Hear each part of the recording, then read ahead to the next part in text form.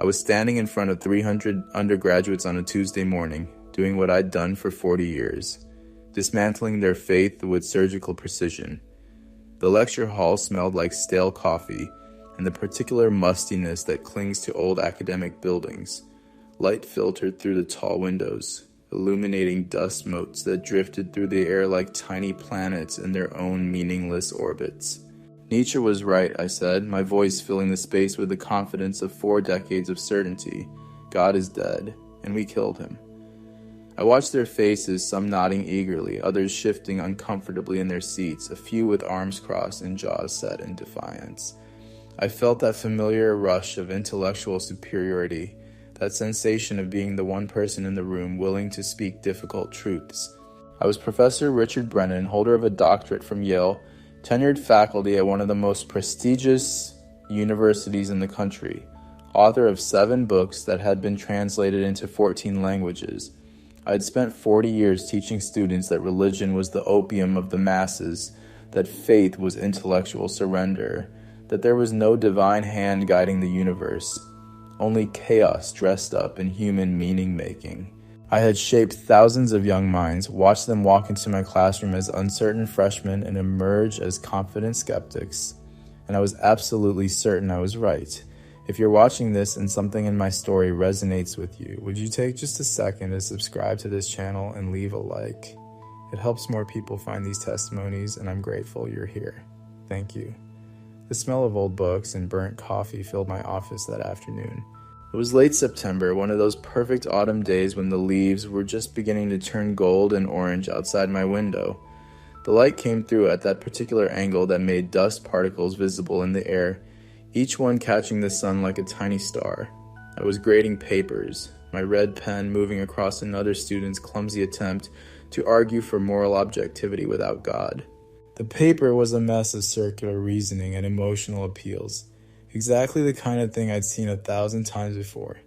I'd heard it all before, every argument, every desperate attempt to preserve meaning in a meaningless universe. Every semester, some bright-eyed freshman would try to convince me that there had to be something more, something beyond the material world, some transcendent source of morality and purpose.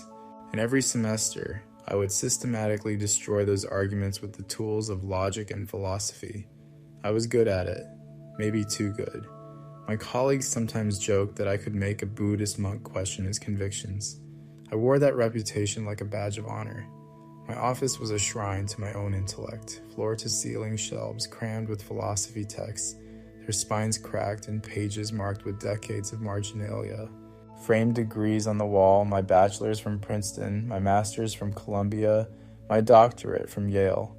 A photo of me shaking hands with Richard Dawkins at a conference in London. Another of me receiving a Lifetime Achievement Award from the American Philosophical Association. I'd built my entire identity on being the man who asked the hard questions, who refused to accept easy answers, who demanded evidence and reason above all else.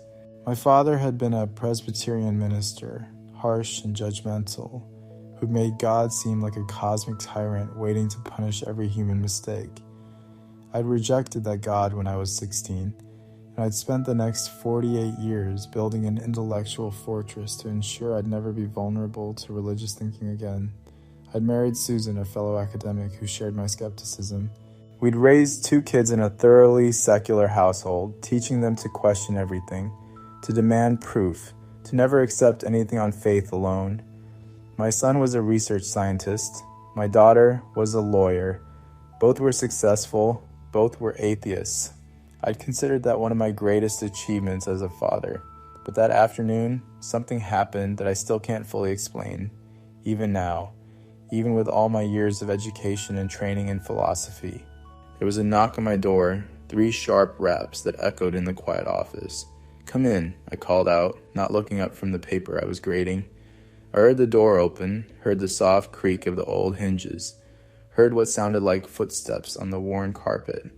But when I glanced up, my office was empty. The door was still ajar, swaying slightly as if someone had just passed through, but there was no one there. I felt a chill run down my spine, that primitive response that evolution hadn't quite bred out of us.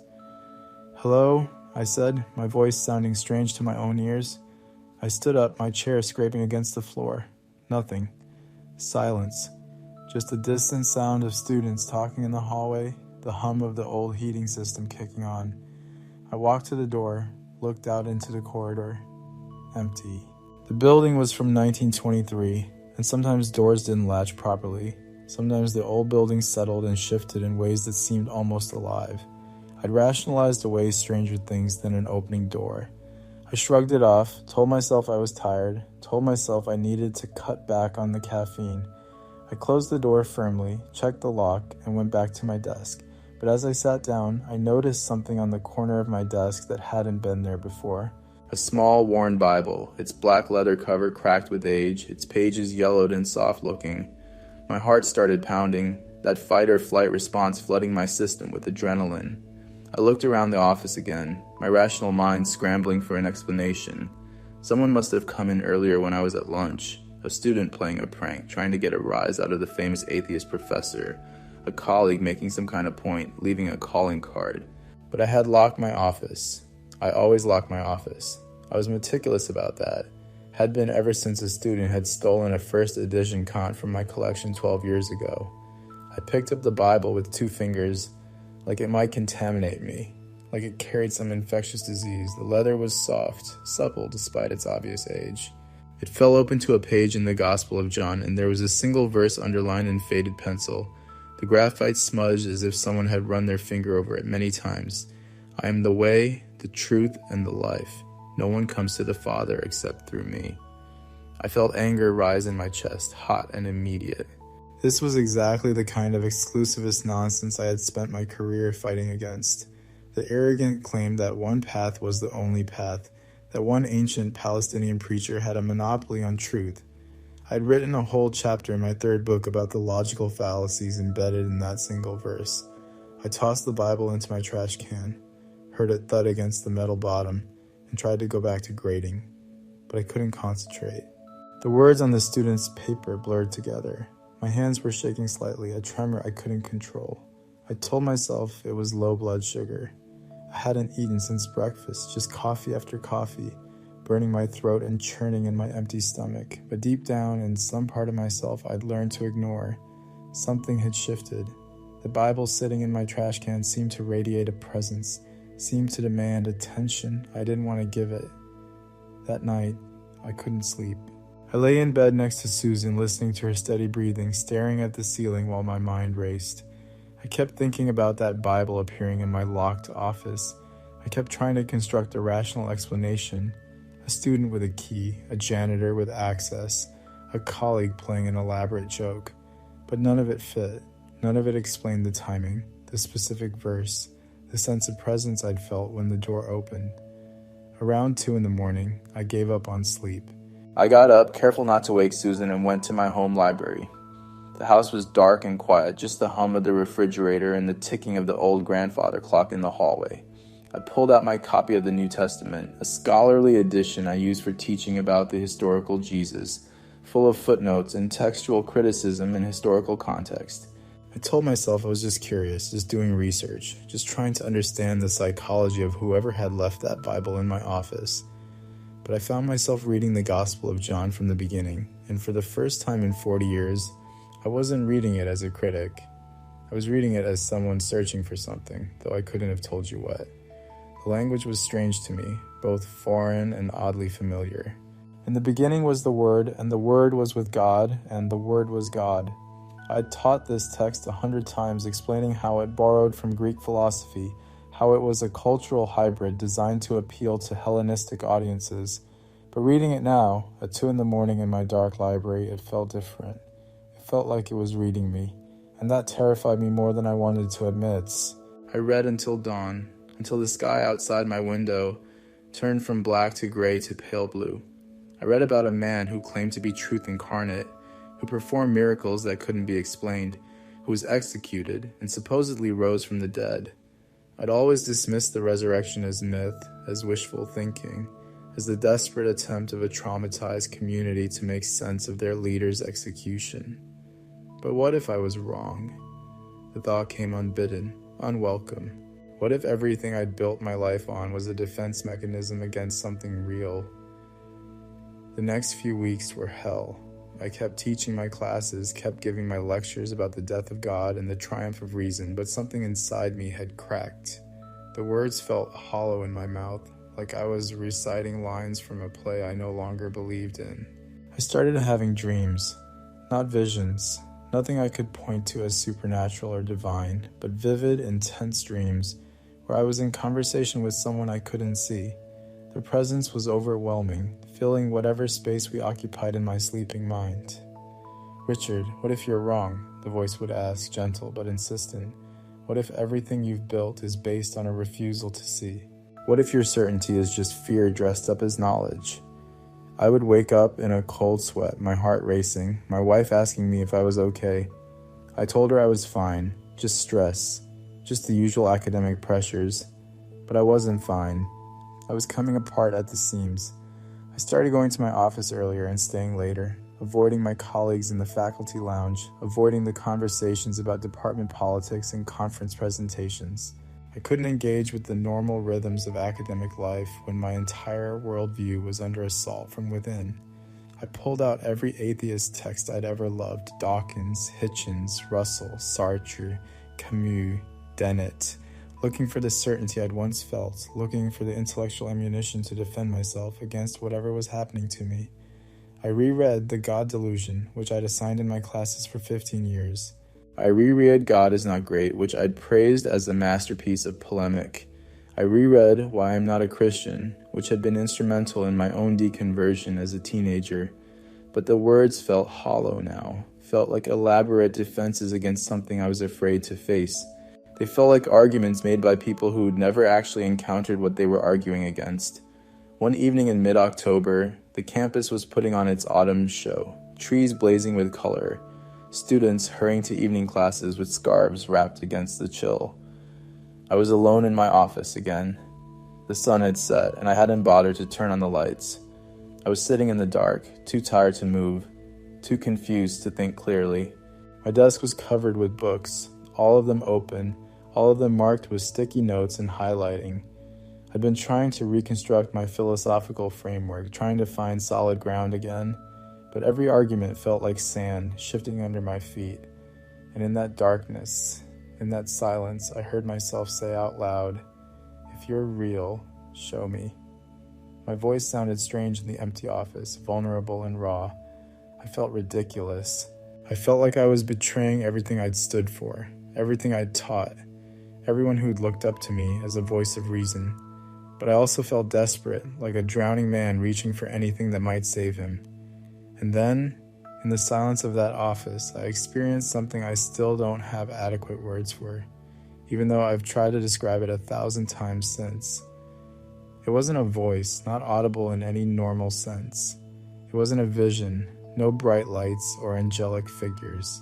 It was more like a presence, an overwhelming sense that I was not alone, that I had never been alone, that every argument I'd ever made against God had been a defense against love itself. It was like every wall I'd built around my heart for 64 years suddenly became transparent, and I could see what I'd been hiding from. And in that moment, I felt seen in a way I'd never felt before, not judged, not condemned, not evaluated based on my credentials or my publications or my reputation, but known completely and loved anyway. Every mistake I'd ever made, every prideful moment, every student I'd led astray, every relationship I'd damaged with my arrogance, all of it was laid bare, and none of it changed the love that filled that room. I started weeping. I'm not talking about a few tasteful tears, the kind you might shed at a moving film. I'm talking about deep, body-shaking sobs, the kind of crying I hadn't done since I was a child. 40 years of certainty, 40 years of pride, 40 years of building walls around my heart, it all came crashing down. I got on my knees on that dusty office floor, my expensive slacks getting dirty, my dignity completely abandoned, and I said, "Jesus, if you're real, I surrender. I can't do this anymore. I can't keep running. I can't keep defending myself against you." The words came out broken, interrupted by sobs, but I meant every syllable. I've been wrong. I've been so wrong. About everything, about you. Please forgive me. Please show me what's real.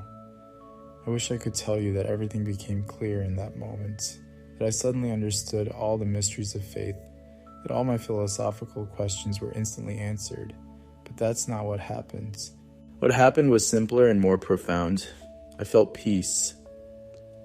Real peace, not the intellectual satisfaction I'd chased my whole career, not the smug certainty of thinking I was smarter than everyone else, but a deep, abiding sense that I was finally home after decades of wandering.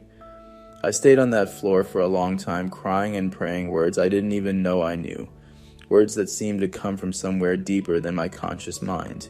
When I finally stood up, my legs were stiff and my face was wet and my eyes were swollen, but I felt lighter than I had in decades. I looked at the books on my shelves, all those philosophical arguments that I'd mastered and taught and defended, and they suddenly seemed so small compared to what I'd just experienced. I'd spent 40 years trying to think my way to truth, constructing elaborate arguments and systems and critiques, and in one moment of surrender, truth had found me. I drove home in a daze. The familiar streets looked different, like I was seeing them for the first time. The stoplights, the other cars, the houses with their lit windows, everything seemed charged with meaning, with presence. When I got home, Susan was in the kitchen making dinner. The smell of garlic and tomatoes filled the house. "You're late," she said, not looking up from the pot she was stirring. "I know," I said. "Susan, I need to tell you something." She turned then, and whatever she saw in my face made her put down the spoon. "Are you okay? You look like you've been crying." "I have been," I admitted. "Something happened today, something I can't explain." We sat at the kitchen table, the dinner forgotten on the stove, and I told her everything. About the Bible appearing in my office, about the dreams, about the reading and the doubts and the desperate prayer, about the presence I'd felt, the overwhelming love, the complete undoing of everything I'd built my identity on. She listened without interrupting, her face unreadable. When I finished, she was quiet for a long moment. Then she said, "Richard, I've been married to you for 32 years. I've seen you debate colleagues, challenge students, argue at conferences. I've never seen you uncertain about anything. I've never seen you cry. But you came home tonight with red eyes and you're talking about surrendering and love in Jesus. And honestly, I don't know what to make of this." "I don't either," I admitted. "But I can't unknow what I know now. I can't unfeel what I felt. It was real, Susan. More real than anything I've ever experienced."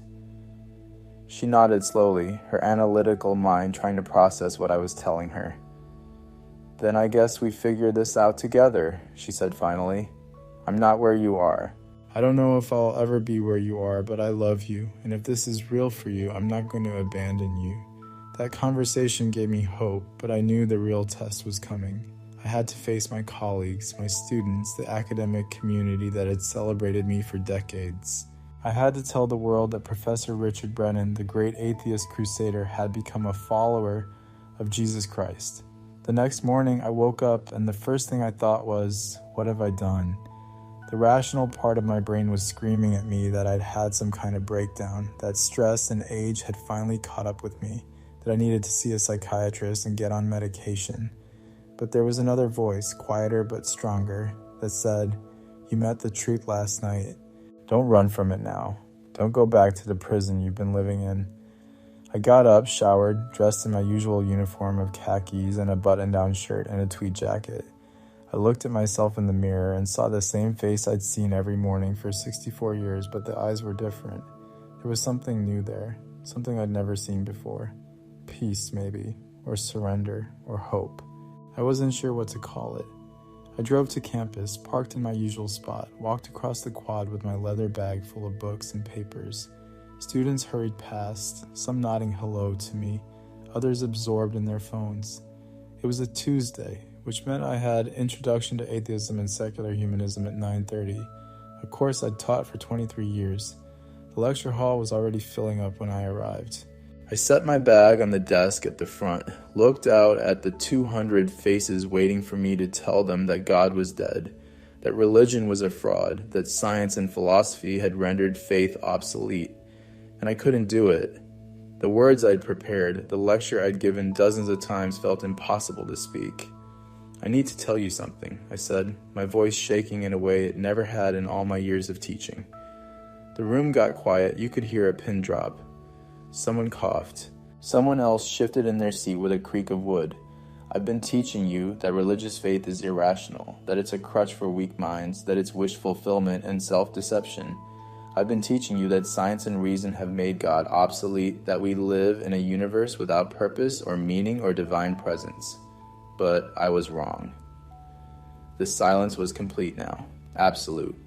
200 students staring at me like I'd just spoken in tongues.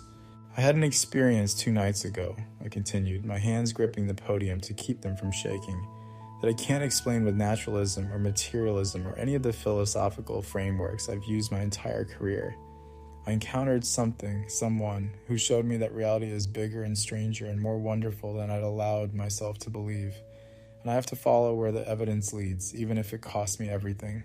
Even if it cost me my reputation and my career and the respect of everyone in this room. Someone laughed nervously in the back. Someone else said, "What the hell?" loud enough for everyone to hear. "I'm not telling you what to believe," I said. "I'm telling you that I'm beginning a journey, and I don't know where it's going to lead, but I can't stand here and teach you certainties I no longer hold.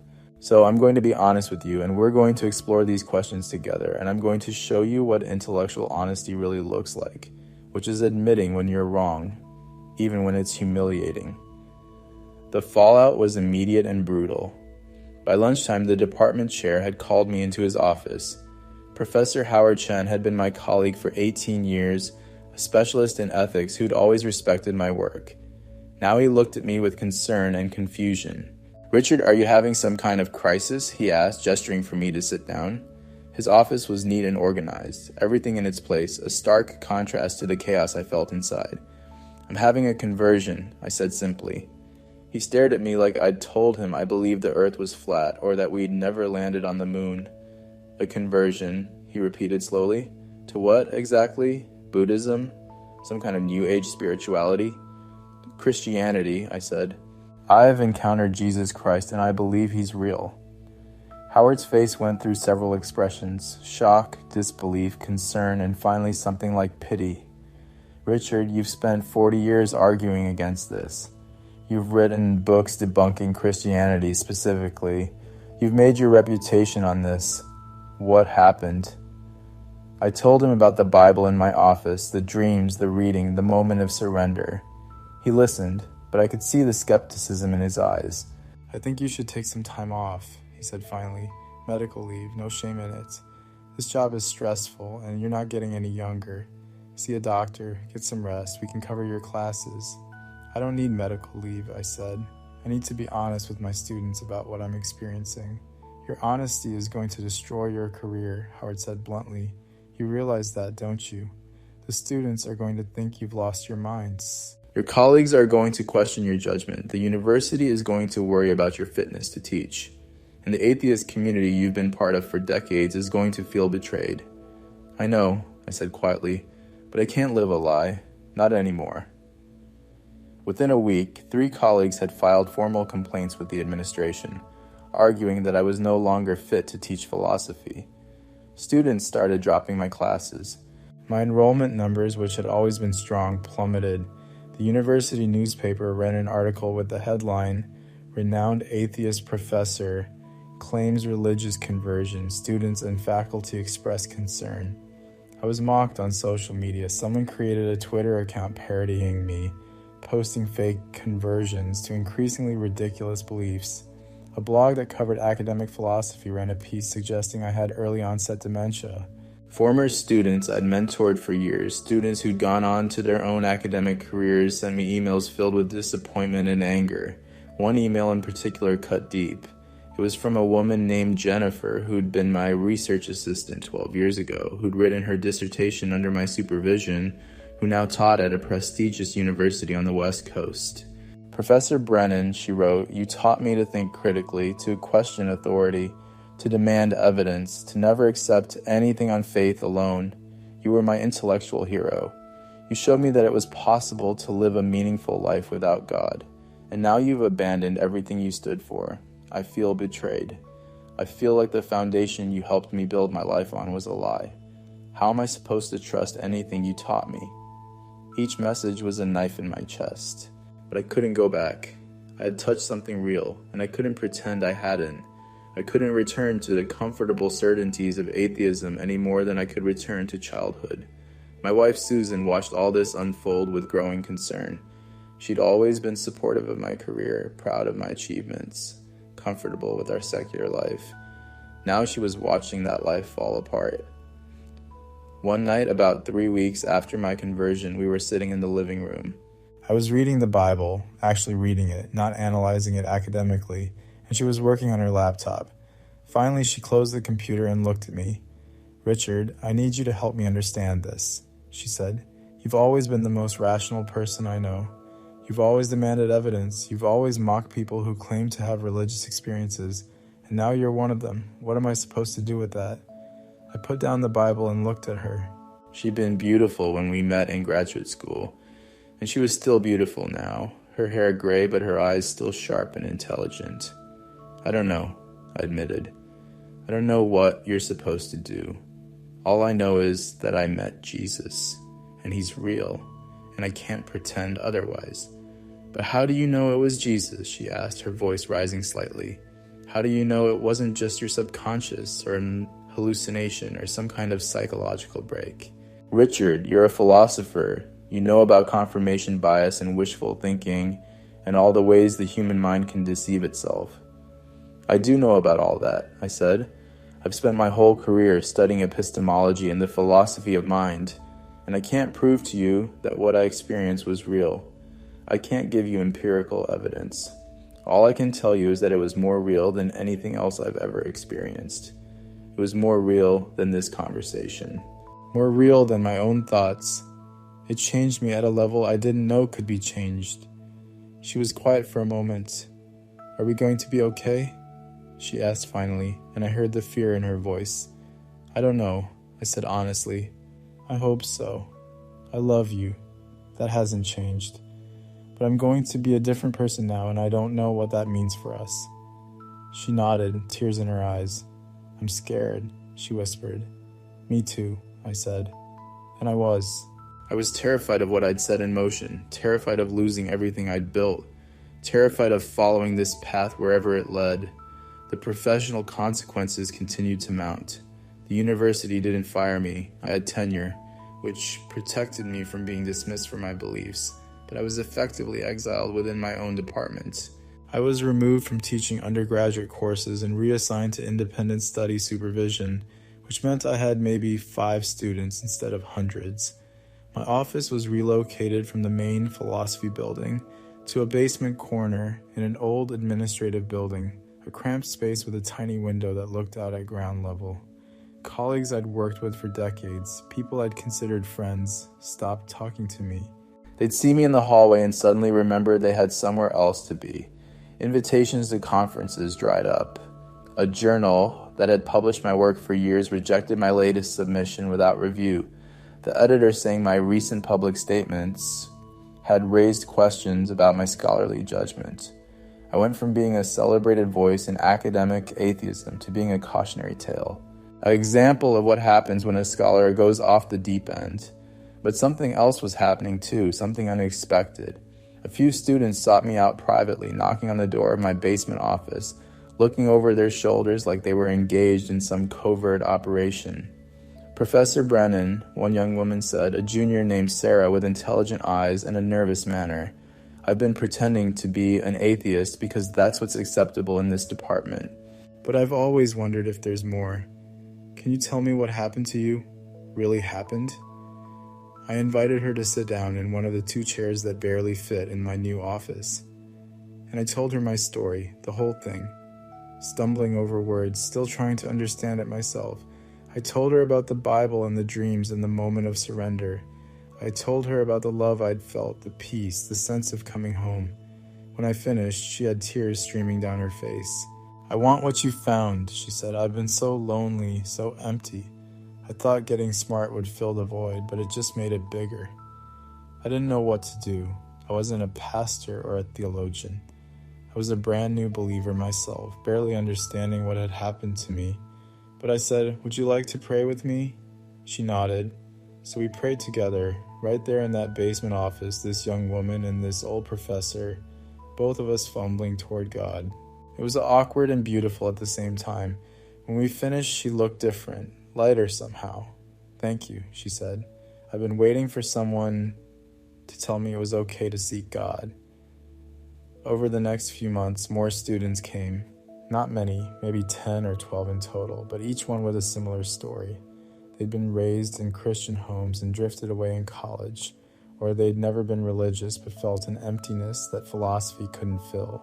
Or they'd been hurt by the church and were afraid to go back. They came to me because I understood the intellectual barriers, because I'd erected every single one of them myself. I could speak their language. I knew their objections because I'd made their objections for 40 years. One student, a brilliant young man named Marcus, who reminded me of myself at that age, asked me the hardest question. "Professor Brennan, how do you know you're not just succumbing to fear of death? You're 64. You've spent your whole life believing there's nothing after this. Maybe your brain is just protecting you from that terror by creating a comforting delusion." I'd asked myself the same question 100 times. "Marcus, that's a fair question," I said, "and I can't prove you're wrong. But here's what I'd say. If this is a delusion, it's the most powerful delusion I've ever experienced. It's changed me in ways that go beyond comfort. It's cost me my reputation, my career, my standing in the academic community. If my brain wanted to protect me, it chose a very expensive way to do it. And the peace I've found isn't the peace of someone hiding from reality. It's the peace of someone who's finally seen reality for the first time." He nodded slowly. "I'm not ready to believe," he said, "but I'm willing to keep looking." "That's all anyone can ask," I told him. I started attending a small church near campus. Choosing a church was harder than I'd expected. I visited several, and most of them felt alien to me. Too much emotionalism, or too little intellectual engagement, or too many assumptions that everyone grew up in the faith. Finally, someone recommended Cornerstone Community Church, a small congregation that met in a converted warehouse. The first Sunday I walked in, I felt completely out of place. I was 64 years old, and I'd spent maybe a total of 10 hours in church my entire life, most of them at weddings and funerals. The people were singing, hands raised, faces lifted, completely unself-conscious in their worship. I sat in the back, and when they started singing, I just stood there awkwardly, not knowing the words, not knowing what to do with my hands. But then the pastor, a man named David Torres, who was probably in his early 40s, preached on the parable of the prodigal son. He was a good speaker, engaging and thoughtful, treating the text with respect, but also with warmth. And when he talked about the father running to meet the son who'd squandered everything, about the father's undignified sprint down the road to embrace the child who'd dishonored him, I felt that presence again, that overwhelming sense of being loved despite everything. After the service, David introduced himself. He had kind eyes and a firm handshake. "I'm new here," I said, understating the case considerably. "I can tell," he replied, smiling. "You looked like you were attending a funeral." "What brought you in?" I gave him the short version of my story. Famous atheist professor, unexpected conversion, looking for a church. His eyes widened. "You're the philosophy professor," he said. "I read about you in the paper. Everyone in my seminary class has been talking about it. You're kind of famous." I wasn't sure if that was good or bad. "I'm just trying to figure out how to follow Jesus," I said. "I don't know what I'm doing," he laughed. "Brother, welcome home. None of us really know what we're doing. We're all just stumbling after Jesus together." David became a friend and mentor, which was strange because I was old enough to be his father. But he had something I desperately needed, actual knowledge of how to live as a Christian. We started meeting every week at a coffee shop downtown, a place called The Grind, that made excellent espresso and had comfortable chairs. He would patiently answer my questions, recommend books, help me navigate the Bible. "You've got one of the sharpest minds I've ever encountered," he told me one afternoon, stirring sugar into his coffee. "God's going to use that. But first, he's got to heal your heart. You can't think your way into the kingdom. You have to be transformed." "How long does that take?" I asked. He smiled. "The rest of your life. Sanctification is a process, not an event. You're going to be learning to die to yourself and live for Christ until the day you actually die." That was both comforting and terrifying. David gave me books to read, C.S. Lewis, which I dismissed as a younger man but now found profound. Tim Keller, whose intellectual rigor impressed me. Augustine's Confessions, which felt like reading my own story written 1600 years ago. But the hardest work wasn't intellectual, it was emotional and spiritual. I had to confront the arrogance that had driven my career, the pride that had made me feel superior to billions of people who believed in God. I had to look at the damage I'd done, the students I'd led away from faith, the parents whose children I'd helped turn into skeptics, the Christianity I'd mocked and belittled. The weight of it was crushing some days. I destroyed people's faith, I told David one afternoon, my voice breaking. For 40 years, that was my job. How do I live with that? The same way Paul lived with persecuting the church, David said gently. The same way Peter lived with denying Jesus. You confess it, you repent of it, and you trust that God's grace is bigger than your sin. And then you spend the rest of your life pointing people toward the truth you tried to hide from them. But there was more to confront than just my professional life. I had to deal with my father, or rather, with the ghost of my father. He died 15 years earlier, still angry that I'd rejected his faith, still condemning me as a rebellious son who'd broken his heart. I told myself I didn't care, that his judgment didn't matter, that I'd freed myself from his tyranny. But now, coming to faith myself, I realized how much of my atheism had been a reaction against him. I'd rejected his harsh, judgmental God, without considering whether there might be another kind of God entirely. I had to forgive my father, which was harder than anything else. I had to forgive him for making God seem like a monster, for driving me away from faith with his legalism and his anger. I had to forgive myself for wasting 40 years running from something I'd misunderstood. David walked me through that process, and it took months. Some days I thought I was done with it, and then I'd feel that old anger rise up again. Forgiveness isn't a one-time thing, David explained. It's a decision you make over and over until it finally sticks. The Christian community I found myself in held me up through all of this. These weren't the simple-minded fundamentalists I'd spent my career mocking. They were engineers and artists, teachers and nurses, business owners and social workers, people who thought deeply and loved widely. They had questions too, doubts too, but they lived in the tension with grace. They taught me that faith wasn't the absence of doubt, but the decision to trust in the face of uncertainty. One man in particular, an engineer named Tom Patterson, who was in his late 50s, became a close friend. I used to be where you are, he told me over dinner one night.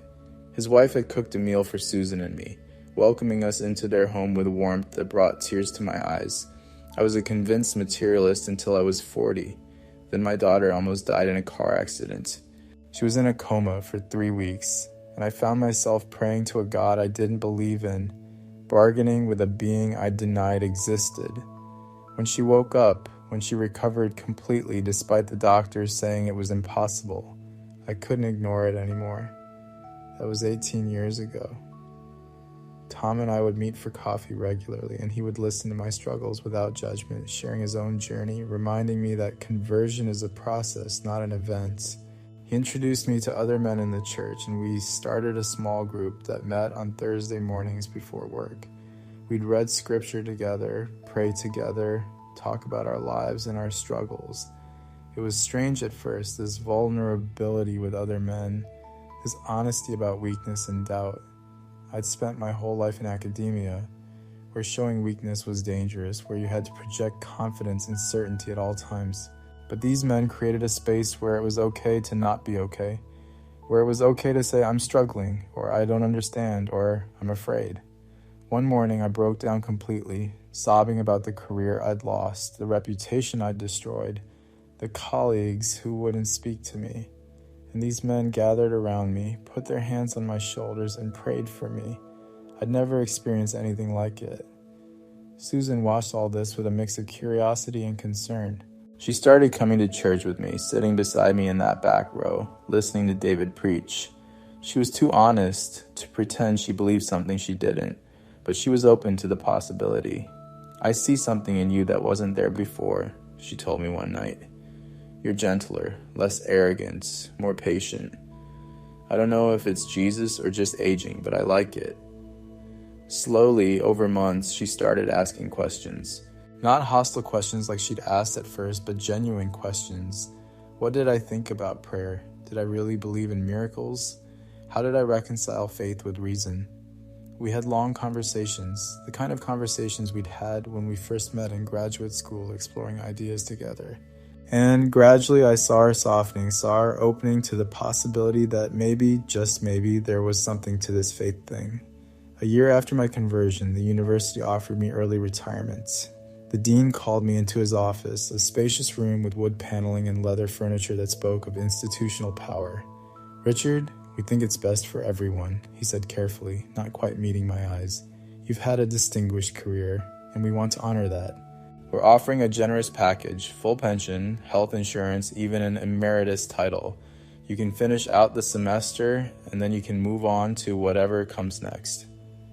I knew what he meant. My presence had become an embarrassment, a disruption to the secular consensus of the department. Students complained that I'd betrayed them. Donors questioned why the university was keeping a religious professor in a philosophy department. It was easier for everyone if I just went away. I could have fought it. I could have claimed religious discrimination, gotten lawyers involved, made a public spectacle. But I was tired of fighting. "I'll take it," I said. "Thank you for the offer." He looked relieved. We shook hands, and that was that. 40 years of academic life ended with a handshake. It felt like a death. I'd defined myself by my work for so long that losing it felt like losing myself. I went home that afternoon and told Susan what had happened. She held me while I cried. This woman who'd stood by me through everything. "What are you going to do now?" she asked. "I don't know," I admitted, "but Jesus brought me here. I have to trust he'll show me what's next." And he did, though not in ways I expected. I started writing again, but this time I was writing about my journey from atheism to faith. I started a blog, not expecting much, just wanting to process what had happened to me, but people found it. I got emails from around the world, from former atheists who were questioning their certainty, from struggling believers who felt alone in their doubts, from people who'd been hurt by religion and by the absence of it. "Your story gives me hope," they would write. "If someone as smart and skeptical as you can find faith, maybe there's hope for me too." The blog grew, and I started getting invitations to speak at churches and conferences. Small ones at first, then larger ones. I told my story over and over, each time trying to find new ways to express the inexpressible, trying to build bridges between the world of skepticism I'd come from and the world of faith I'd entered. I met other scholars who'd made similar journeys, a biologist who'd been a militant atheist until her 30s, a historian who'd studied the resurrection expecting to debunk it and ended up convinced, a philosopher from Oxford who'd followed a path similar to mine. We formed a loose network, encouraging each other, learning from each other's experiences. 2 years after my conversion, I got a call from my former student, the one who'd emailed me that devastating message about feeling betrayed. Jennifer. My hand shook as I answered the phone. "Dr. Brennan," she said, her voice tight with emotion. "I need to talk to you. Can we meet?" I flew out to California the next week. We met at a coffee shop near her university, a trendy place full of students with laptops and complicated coffee drinks. She looked older than I remembered, tired. "I read your blog," she said after we'd ordered. "All of it, every post." "And?" I asked, my heart pounding. "And I'm angry," she said. "I'm still angry. You built my whole worldview, and then you pulled the foundation out from under it." "I know," I said quietly. "I'm sorry, but I'm also struggling," she continued, her voice cracking, "because the same things that happened to you are starting to happen to me. I keep having these moments where atheism feels hollow, where all the arguments feel empty. My marriage fell apart last year. My father died 3 months ago. And I realized that all the philosophy I know, all the arguments I can make, they don't help when you're sitting alone at 3 a.m. wondering if your life means anything." She looked up at me, and I saw tears in her eyes, the same tears I'd shed 2 years ago on my office floor. "Did you really experience something?" she asked, "or is this just a coping mechanism? Be honest with me, Professor. Did you really meet God, or did you just reach an age where you needed comfort?" I reached across the table and put my hand on hers. Jennifer, I experienced someone, and he's real. More real than anything I ever taught you in my classroom. More real than the arguments we constructed and the books we read and the certainties we claim to have. I can't prove it to you. I can't give you a syllogism or an empirical demonstration. All I can tell you is that Jesus is real, and he's waiting for you to stop running. We talked for 3 hours until the coffee shop closed and the barista started giving us pointed looks. I didn't try to argue her into faith. I'd learned that doesn't work, that the Holy Spirit does the real work of conversion. I just told her my story, the whole messy truth of it, holding nothing back. When we parted, she hugged me tight. "Thank you," she whispered. "I'm not where you are yet, but I'm willing to look. I'm willing to consider the possibility that I might be wrong." I want to pause here and ask you something, wherever you're watching this from. Maybe you're in your bedroom in Sao Paulo or Mumbai or Chicago. Maybe you're on your lunch break in London or Tokyo or Lagos. Maybe you're in some small town I've never heard of, or some city I've visited a dozen times. Do you ever feel like you're searching for something you can't name? I felt that way for most of my life, 64 years of searching, and I covered it up with knowledge and credentials and certainty. But God met me anyway. He met me when I was running from him as fast as I could. And would you leave a comment and let me know where you're watching from? I'd love to know, because here's what I've learned. You're not alone in this search. None of us are alone. God is pursuing each of us with a love we can't imagine, waiting for us to stop running long enough to be caught. 6 months after that conversation with Jennifer, she called to tell me she'd started going to church. A year after that, she sent me a photo of her baptism, standing in a baptismal pool with a huge smile on her face, soaking wet and radiant. I cried when I saw that photo, cried with joy and relief and gratitude. This was why God had dismantled my life, not to punish me, but to use me, to take my 40 years of arguing against him and turn them into a testimony of his relentless love. My wife eventually made her own journey to faith, though it took 3 years. She didn't have a dramatic moment like I did. For her, it was a slow accumulation of evidence, seeing the change in me, experiencing the love of our church community, reading the Bible with fresh eyes, asking questions and getting answers that satisfied her brilliant mind. The day she was baptized was one of the happiest of my life. I stood in the front row with tears streaming down my face as David immersed her in the water and raised her up again, symbol of death and resurrection, of old life passing away and new life beginning. We started hosting a small group in our home for people deconstructing from atheism or reconstructing from religious trauma. Our living room became a safe place for hard questions and honest doubts. We had scientists and artists, students and professionals, people from every background imaginable. Some nights, we'd have heated debates about theology or philosophy.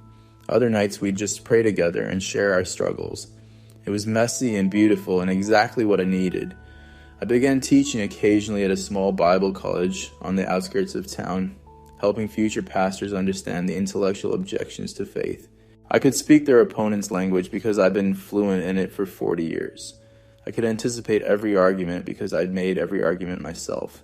And I could show them how to engage skeptics with respect and humility, not with arrogance or defensiveness. Never forget, I'd tell my students that the person arguing against God is often arguing against a God they've been hurt by, or a God they've misunderstood, or a God they're afraid of. Listen to what's underneath the arguments. Love them enough to see their pain. I'm 71 years old now. I've been a follower of Jesus for 7 years, which feels simultaneously like a lifetime, and like yesterday. I don't have all the answers I once thought I had, but I have something better. I have a relationship with the living God who met me in my locked office and refused to let me go. I have peace that doesn't depend on circumstances. I have purpose that isn't tied to my achievements or my reputation. I have love that I never earned and can never lose. I still struggle sometimes. I still have days when doubt creeps in, when my old rationalist mind starts constructing arguments against what I believe. But then I remember that moment in my office, that overwhelming presence, that love that saw everything about me and loved me anyway. And I know it was real. More real than my doubts, more real than my fears, more real than anything else in my life. The Bible that appeared in my office 7 years ago is on my desk right now as I record this. I still don't know for certain how it got there. Maybe it was a student who somehow got a key. Maybe it was a janitor who felt prompted by God to leave it there. Maybe it was something more miraculous than I can understand. But it doesn't matter. What matters is that God used it to crack open my heart, to create a fissure in the fortress I'd built, to let light into the darkness I'd been living in for 64 years. That Bible is worn now, not from age, but from use. The pages are marked with highlights and notes, with coffee stains and tear stains, with the evidence of 7 years of learning to read Scripture not as an ancient text to dissect, but as the living Word of God.